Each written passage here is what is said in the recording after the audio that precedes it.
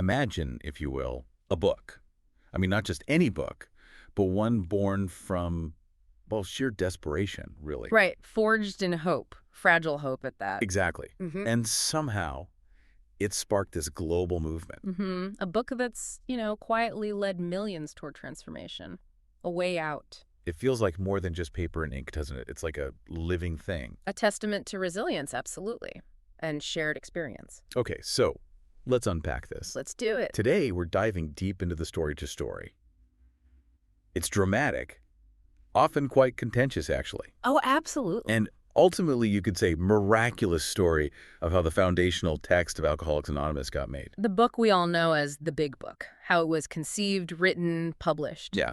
And this deep dive, it's really for you, whether you know the Big Book inside and out, or maybe you just heard about it, felt its impact indirectly, and you're curious. Curious about the origins, the journey it took. Exactly. And what's so fascinating here, I think, is that this isn't just a dry historical account. Not at all. It's a story packed with intense human conflict, deep spiritual searching, and frankly, incredible financial gamble against just, well, seemingly impossible odds. So our mission today, really, is to explore those fierce debates. Yeah. You mentioned the first 100 members. Yes, especially around the inclusion, the wording of God. That was huge. And then the steps they took, daring steps, almost improbable, to get this message out into the world in 1939.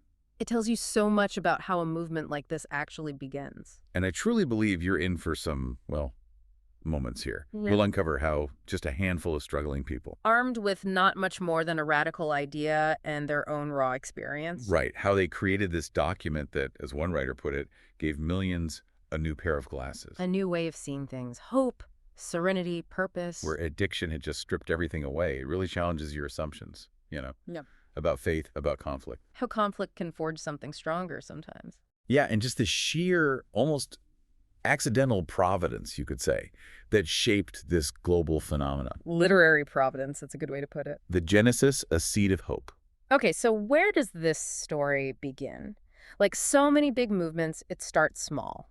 A connection between two men. The initial spark, Bill W. and Dr. Bob.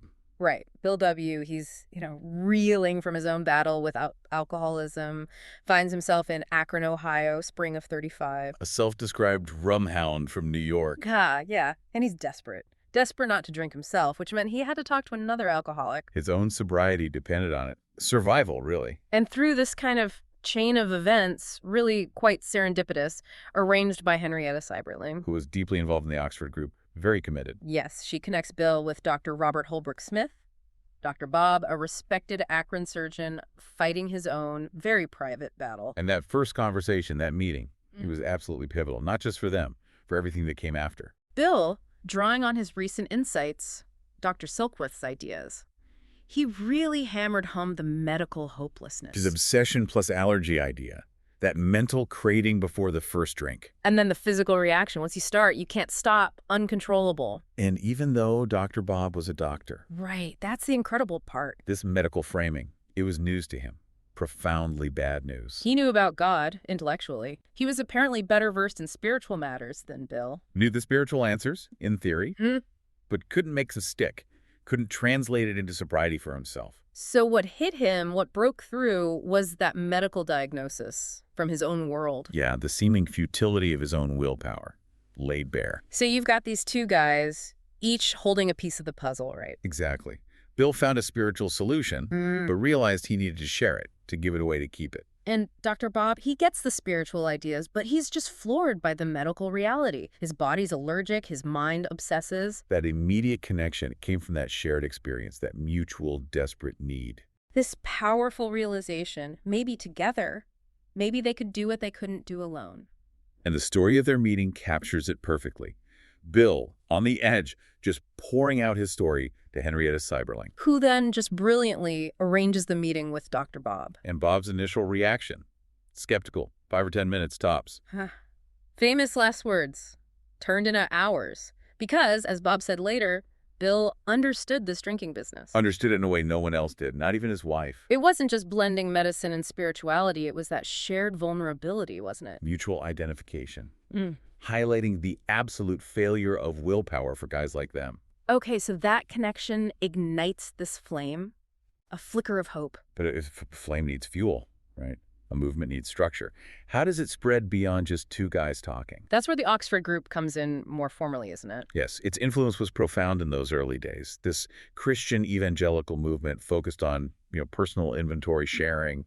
And Henrietta Seiberling, she'd already introduced the Smiths, Dr. Bob and his wife Anne, to the group in Akron. Right. It had given Anne Smith, especially, a lot of solace during Bob's worst struggles. So those early AA gatherings, they weren't like meetings today. They often happened within the Oxford group structure. Often informally, like the Wednesday night meetings at T. Henry and Clarice Williams' home.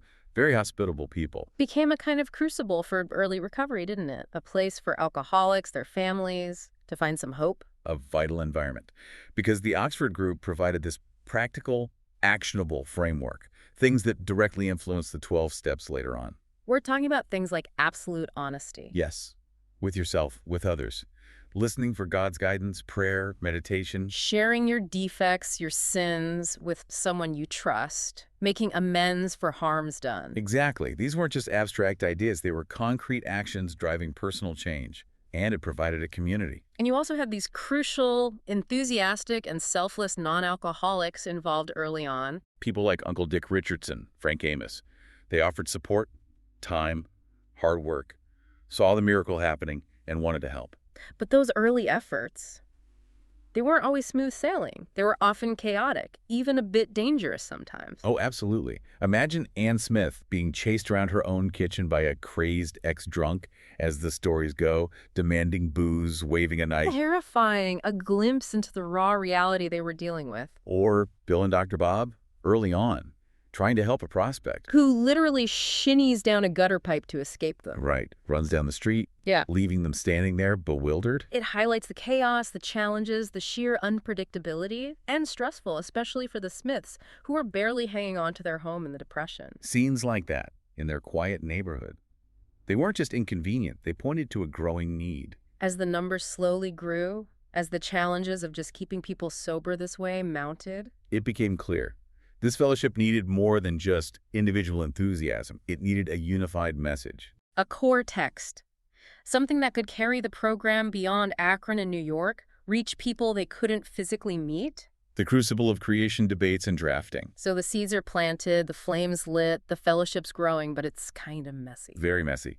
Then around 1937, Dr. Bob and Bill W. have this realization, we need to write this down. First began to see what we must do, as they put it, create an AA text, principles, methods. It wasn't just them. Other old-timers in Akron and New York agreed. It was becoming imperative. They knew the oral tradition, relying on personalities, wasn't enough for a wider reach. Needed a standardized platform of recovery, something consistent. And you have to understand the people involved. These early members were intense. All or nothing people, bankrupt idealists, drive for glory. Yeah, individuals pushed to the edge by addiction, now seeking something equally absolute. That intensity, while fueling commitment, also made a consistent message vital, right? Crucial, because the first 100 were incredibly diverse. Rich, poor, educated, uneducated, religious, unbelieving. All sorts. So a rigid, prescriptive religious text, that was never going to fly. Absolutely not. It had to resonate broadly, not push people away with dogma they couldn't accept. And it wasn't just about background. It was about presenting a new image of recovery. Right. When sober, these early members often seemed, well, normal. Healthy, reasonably happy, successful. A huge contrast to the old stereotypes, drunks, bums, fanatics. Exactly. That offered hope, but it also demanded a clear, universal program, something that worked for the wild men of the road and the prim lawyer. They needed common ground, a shared language. But that vision, that need for a unified text, it slammed right into this fundamental hurdle. A philosophical, spiritual roadblock almost derailed the whole thing. And that hurdle, the big one, was God. How to talk about God. The inclusion, the wording. This became the central, fiercest debate among those first 100. Because so many alcoholics, even if not outright atheists, felt abandoned by God or angry at God. Like Bill D's famous line, I still believe in God, but I know mighty well he doesn't believe in me anymore. That sense of alienation was real. So the program had to reach people turned off by traditional religious language. People for whom the God of our fathers brought guilt or resentment, not comfort. Some had tried religion and felt it failed them. They needed something different. This was such a critical moment for AA's future. A real crossroads. And the compromise they reached, it was revolutionary. God as we understood him. That phrase changed everything. It acknowledged the need for a power greater than ourselves. Recognizing human limits, the need for help outside oneself. But crucially, left the definition open, wide open. It wasn't about converting anyone. It was about finding a source of strength, whatever that meant to the individual. Could be a traditional God, could be a feminine model of support, could be the AA group itself. Yes. Many early members found that power right there in the fellowship, the collective strength. A power, AA, greater than myself could restore me to sanity. That kind of thinking. This flexibility was the key. It fostered that inner strength addiction destroys. It bypassed the arguments about theology. It defied expectations, didn't it? That a spiritual program had to be rigidly religious. Completely. It wasn't about being theologically right. It was about being effective, accessible. You see it in stories like Lavonne's, a crack addict who found her faith linked to the program. The 12 steps helped me live a Christian life, she said. It worked for her that way. But for the agnostics, the fellowship itself was the power. It met people where they were. This compromise made the spiritual answers Dr. Bob knew but couldn't apply available to everyone. Laid the groundwork. Okay, so they navigate the God issue. But what were these spiritual answers, practically speaking? How did they become the steps? That leads us to drafting the 12 steps themselves. Not just suggestions, but a carefully designed program of recovery. A pathway out, starting with step 1. Admitting powerlessness over alcohol. Life being unmanageable. Humbling. Crucial first step. Then step 2. Believing a power greater than ourselves could restore sanity. Embracing that inclusive idea. And step 3. Making a decision to turn your will and life over to the care of God as you understood him. Those first 3 are the foundation, the initial surrender. And the steps were crafted understanding the alcoholic mind, right? These all-or-nothing people. Exactly. Aiming for spiritual progress, not spiritual perfection. Recognizing it's a journey. And a big focus was on ego deflation. Steps 5, 6, 7. Huge focus. Admitting wrongs, step 5. Becoming ready to have defects removed, step 6. Humbly asking for their removal, step 7. Facing those character defects, the ingrained patterns, humility was key. Moving away from that failed self-reliance towards genuine reliance on a higher power, not punishment, but shedding burdens. And step 5, admitting wrongs to God, oneself, and another human being. That must have been tough. Incredibly tough, that vulnerability, breaking the isolation and shame. But the big book says scarcely any step is more necessary for long-term sobriety and peace. It's about breaking free from guilt, finding belonging, humility, serenity. It goes back to that basic idea. Honesty, especially with oneself, is key to mental health. Radical honesty. Airing everything out. A cornerstone. Okay, so the words are finally on paper. Hammered out through debate, compromise, a solid program. But now, how do you get this lifeline into the hands of the people who desperately need it? That was the next mountain to climb. The Leap of Faith publishing against all odds. Right, they've got the message down, refined, agreed upon. Now getting it out there. And money was tight. Really tight. The early group faced huge financial hurdles. They initially pinned their hopes on finding a big benefactor, didn't they? John D. Rockefeller Jr. Yes, Frank Amos introduced him to their work. Rockefeller expressed complete confidence and high interest. Must have felt like the answer to their prayers. Divine intervention for funding. But ultimately, Rockefeller said no to significant funding. Why? What was his reasoning? It was profound, really, and kind of prescient. He believed big money would spoil it. Spoil it? How? He feared it would corrupt the spiritual purity, turn it into just another organization, not a fellowship helping each other. First century Christianity, he called it. Interesting. So what did he give? A token gift, relatively speaking. $1,000 initially, then $3,000 a year for 4 years to the Alcoholic Foundation. We're set up for PR and funds, right? But not nearly enough to publish a book and launch a movement. Not even close. But that refusal, while a huge blow at the time. Yeah, it must have caused anxiety. Oh, deep anxiety. That. But it inadvertently shaped AA's future, embedded that principle of self-support. Declining outside contributions, Yeah. relying on themselves. Exactly. The fear was, if they took big money, they'd be beholden to the donor, dilute the message, lose their primary purpose. So that early painful brush with money, property, and prestige actually reinforced what became the traditions. Safeguarded their integrity, their autonomy, forced reliance on themselves and their higher power. A blessing in disguise, then. Bill Wilson remembered those high hopes, Amos suggesting $50,000. A fortune back then. And contrasting it with Henrietta Seiberling's early warning, money would spoil this thing. That internal conflict, practical need versus spiritual purity, mirrored the external struggle, showed their commitment to the movement's soul. So no deep pockets. They had to take this monumental risk themselves, a leap of faith. Which led directly to Works Publishing, a truly audacious venture, a huge financial gamble. How did they fund this? Scraped together everything they could. A crucial loan, $2,500, came from Charles B. Towns. Head of a well-known hospital for alcoholics. Right. A real friend to Bill. Towns waited years to get his money back. No complaints.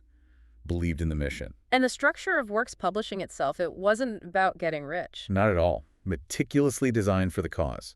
Subscribers got their money back from book sales eventually. The foundation got royalties. Royalties Bill could have kept himself, but assigned to the foundation. Yes. Shares were divided among key figures, a collective enterprise. But the path was incredibly rocky. Initial sales were bad. Dismal. Heartbreakingly bad. That first, painfully scrounged investment, it resulted in exactly 2 book orders initially. Wow, 2 orders. Imagine the despair, all that hope, sacrifice, pinned on this book. Must have felt like a crushing blow. Tested their faith, their sheer will. Members stretched resources thin, endured what Bill called a terrible depression after that letdown, agonizing doubt. Yet somehow, they kept going. Pushed through, printed the books, stored them, waited, even when nobody seemed to want them. But then, things started to change. External events. Yes, slowly but surely. A series of events thrust the book and AA into the national spotlight, changed everything. That exposure was critical for survival, wasn't it? Absolutely vital. At first, reviews were mostly in religious papers, limited reach. Secular press wasn't interested. Largely uninterested. The New York Herald Tribune, not interested, saw it as just another religious thing, probably. But the New York Times did review it. Percy Hutchison, June 39. Favorable, cautious review. Focused more on psychology, but didn't make huge waves initially. So what was the first big break? Gabriel Heater, popular radio host, featured their story on We the People. Compelling interviews with ordinary folks doing extraordinary things. That put them on the map nationally. And then... Then came the big one. The Saturday Evening Post, March 1941. Jack Alexander's article, Alcoholics Anonymous, hugely influential. These media hits, they were massive, weren't they? Shifted public perception. Completely transformative. Alcoholism started being seen less as a moral failing, more as a disease. People became conscious as never before that alcoholism is a sickness and that something could be done about it. Exactly. It fit with evolving ideas about addiction as neurological, a learning disorder, paved the way for compassion. But this new fame brought challenges too, right? Anonymity, advertising. Oh, yes. Suddenly they had to navigate publicity, avoid sensational advertising, stick to attraction, not promotion. And the impact on the ground, was it immediate? In some places, absolutely. Yeah. Like Cleveland after the Plain Dealer feature in winter of '39. The AA is good and it works. Come and get it piece. That one. A deluge of inquiries. The Cleveland group exploded.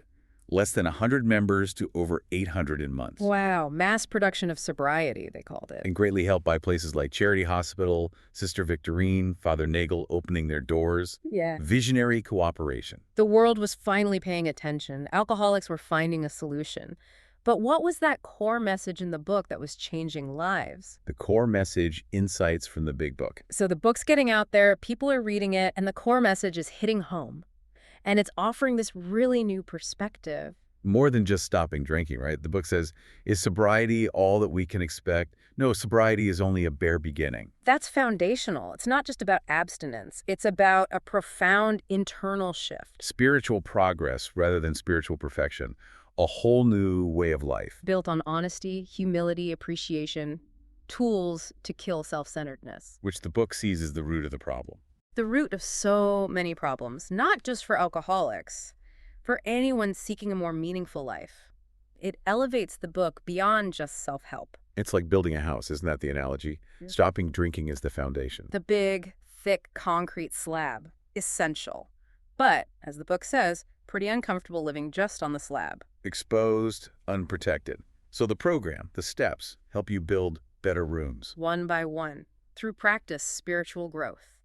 shifting from worry and fear and selfishness Those compulsions that fueled the addiction. to a glad, thankful, and humble heart. It directly addresses how addiction messes with the brain's reward systems. Offers a different pathway for those neural circuits, new pattern. It really is like putting on a new pair of glasses, seeing everything differently. Yourself, the world, your place in it. Finding hope, serenity, purpose, where there was only despair. But this journey, this spiritual path, it's not meant to be walked alone. No, the book really emphasizes connection, doesn't it? Healing happens in relationship. Absolutely. That line, my first great feeling of relief was that I was no longer alone. So powerful. Relationships are the container for healing, Yeah. the soil that nourishes. Yes. Addiction thrives on isolation, secrets, shame, believing nobody understands. The fellowship combats that directly, offers new kinship with our higher power and people. Addresses that deep human need for belonging, acceptance, which addiction destroys. You find others who listen without judgment. Who share their experience, so you know you're not alone. That mutual identification is key. Imagine the relief.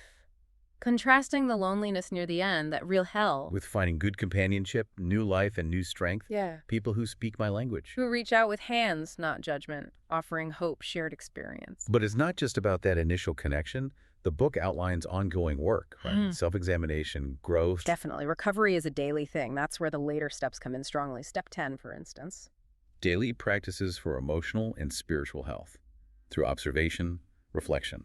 Taking that daily inventory, seeing where you're off track, acting on old patterns, meeting the day responsibly. And step 11, prayer and meditation. To improve conscious contact with God as we understood him. Praying for knowledge of his will and the power to carry it out. Not perfection overnight, but consistent progress, deeper reliance on that higher power. It cultivates an active spiritual life, staying present, living one day or one moment at a time. Not stuck in regret or anxiety, continually surrendering self-will. Letting go of that ego that thinks it knows best, even when it clearly doesn't. Moving from struggle and effort to reliance on God's power. Members talk about just a quiet half hour restoring sanity, bringing peace. That's simple practice. Thy will, not mine, be done. In stressful moments, it clears the channel, allows clarity, serenity. And this internal transformation, this personal change, Yeah. it naturally leads outward, doesn't it, to carrying the message. Yes, the 12th step brings it full circle. Having had a spiritual awakening, we tried to carry this message to alcoholics. And to practice these principles in all our affairs. It's not just about yourself anymore. It's about the joy of living that comes from selfless action, giving back. Your own sobriety is tied to helping others. Reinforces your own recovery as you reach out. It becomes this collective responsibility, creates a rippling effect beyond the individual. And crucially, practicing these principles in all our affairs, not just at meetings. At home, work, everywhere, extending patience, tolerance, understanding to everyone. So the big book wasn't just a personal path. It really laid the foundation for a global movement, built on shared experience, mutual aid, still resonating. Echoes and evolution, the enduring impact. So we've traced this journey from those first desperate talks in Akron, Through the intense debates over God. the huge gamble of self-publishing. And the big book emerges. A beacon. By 1939, it's published. And as Bill W. said later, it ended all doubt about AA's methods. Became the platform of recovery for the whole fellowship. That 300,000 copies figure he mentioned later just shows its reach over time. It provided that essential spiritual basis, allowing people to know for yourself through demonstration. Not just relying on others' words, a practical, repeatable program. The stable anchor for a growing, diverse fellowship. You saw it in Cleveland, 39. Membership soaring after that newspaper feature. Proving mass production of sobriety was a glad fact, not reliant just on Bill or Bob anymore. And helped hugely by places like Charity Hospital, Sister Victorine, Father Nagel embracing it. That solidified message in the book was key for that growth. But as AA got bigger, national, international, new challenges arose. Maintaining identity, unity, the mission itself. Which is why Bill W. later wrote more, The 12 Steps and 12 Traditions, the language of the heart, to clarify principles for the whole fellowship. Guiding a growing, decentralized movement. Exactly. Traditions became crucial. Our common welfare should come first. Personal recovery depends upon AA unity, the group over the individual. And maybe the most famous, anonymity is the spiritual foundation. place principles before personalities. They learned from early mistakes, didn't they? People breaking anonymity for publicity or gain. Yes, the dangers of sensational advertising. They embraced attraction rather than promotion. Required ongoing ego deflation, not just for members, but for AA itself. Cultivating that paradoxical anarchy, bound by common interest but decentralized, fostering tolerance, humility. And those lessons were hard-won. Stories of AA headquarters sending remonstrances about publicity, soliciting money, Polite but firm, protecting the program's essence, not controlling people. and the service structure evolving. General Service Office handling finances, literature, PR, shows practical adaptation. Absolutely. The Big Book story isn't just history. It's a living testament to the message's power, its adaptability, still transforming lives. Literary providence indeed. Outro. So there you have it. From those first conversations in Akron through fiery debates, the huge publishing gamble, the Big Book emerged. A beacon. A story of faith, conflict, and yes, literary providence. Proving a shared purpose, born of desperation, can move mountains, even without a mountain of money. And looking at the bigger picture, its enduring power comes from understanding us, human nature. Our self-centeredness, our need for connection. Exactly, and our capacity for spiritual awakening, however we define that. It's a practical guide to sanity, meaning Not just for alcoholics, really. For anyone seeking deep change, building those better rooms. it speaks to universal struggles, universal aspirations. And you saw how this group faced an impossible problem. Chose collaboration over isolation. Compromise over dogma, perseverance over despair. Its journey teaches us, doesn't it? Big changes come from unexpected places, through tough processes, offering a path to hope, purpose, still spreading. Which leaves us with a question for you listening today. What impossible task, what deep problem in your life might become possible if you embraced radical honesty, cultivated genuine humility, and committed to a collective purpose, finding that power greater than yourself? As you understood it, something to think about.